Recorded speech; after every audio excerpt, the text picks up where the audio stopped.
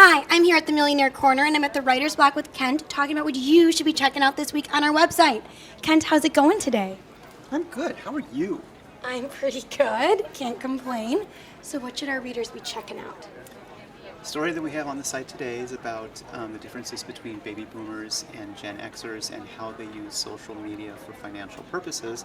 And our data indicates that Gen Xers are very interested in getting information about financial possibilities, investment products and such on social media websites, and baby boomers don't have that same interest. There's actually a huge difference.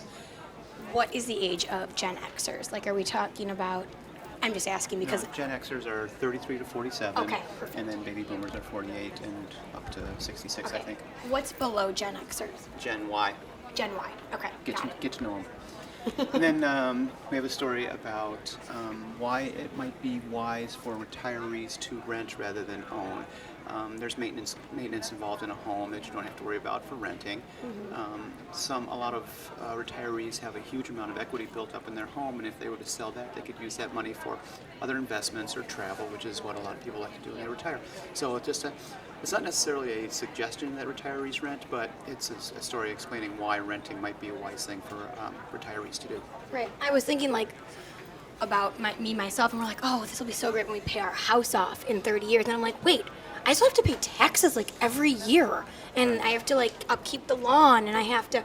It's never ending, even after you've paid the house off. Right, and anything goes wrong at your home, you've got to find somebody who's going to take care of it, as opposed to if you're renting and something goes wrong with your apartment or condominium, or even you're renting a home, you call the landlord and say, hey, fix this, and it gets fixed. So that's certainly one of the considerations that retirees would have if they decide to become renters as opposed to owners. Okay, that's going to be a great story. So is there anything else that our readers should be looking out for?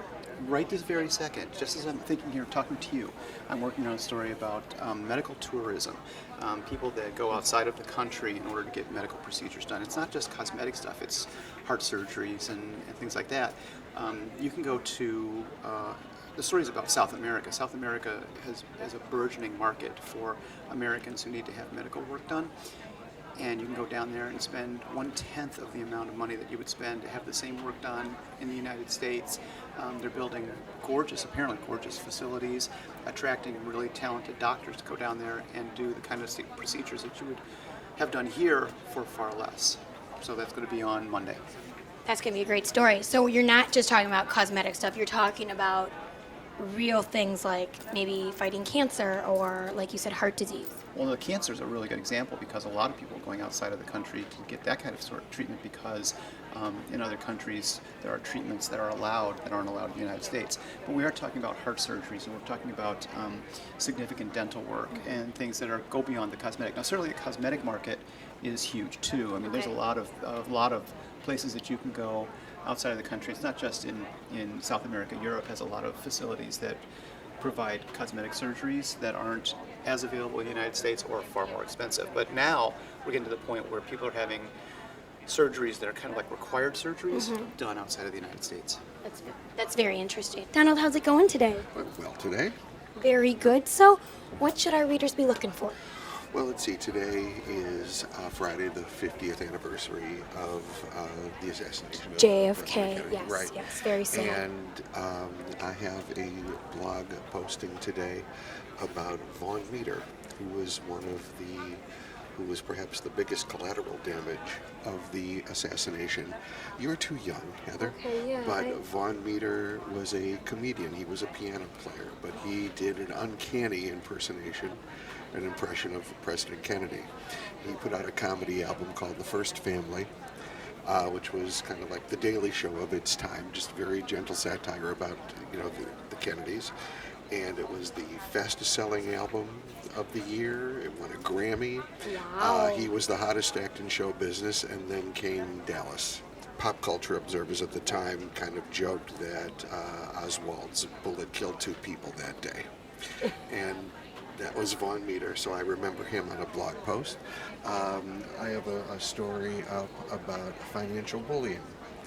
And a new survey identifies signs that could help you identify a financial bully or if you are a victim yourselves. Things such as if your spouse or partner will not give you a credit card, or makes you show all your receipts when you go shop. So that's up on the site now. Okay. Next week, on Wednesday, I will have a post in advance of Thanksgiving about the movie turkeys of the year. Something we like to do every year on Thanksgiving, see which movies that the critics carved the most. We're talking about things like Will Smith's After Earth, Johnny Depp's Lone Ranger, movies like that. Hansel and Gretel Witch Hunters, I'm sure you saw that. No. Okay, all right. So we'll have that. It is also an index week, and we'll be looking at how affluent investors are viewing their financial situation and the economy. And it's actually looking up from last month. You'd think with all the news about the health care and all that, but affluent investors are looking very positive. Great. And what else? It's Thanksgiving. Yes. And we all reflect on what we are thankful for. Yeah. You know what I'm thankful for? Basil, Hazel. No. Heather's Fashion Blog. Oh, Heather's Fashion Blog. So His what's dog's name is coming up? Hazel. That's why I said that. This week on Heather's Couture Corner, we are going to be talking about gifts, right? Day after Thanksgiving, Black Friday. Forget it. Don't even think about getting out there. I got great deals for you coming up on Heather's Couture Corner on Monday. 10 gifts under $50, 10 gifts under $100. These are awesome gifts. These gifts are sure to make whoever you are gifting to so happy. So make sure you check out my blog, probably the most important blog of the entire season. So, 'tis the season for shopping and 'tis the season for gifting, and we are so happy that you stopped by and chatted with us at the Writer's Block today. I'm Heather Kiley. Thanks for watching.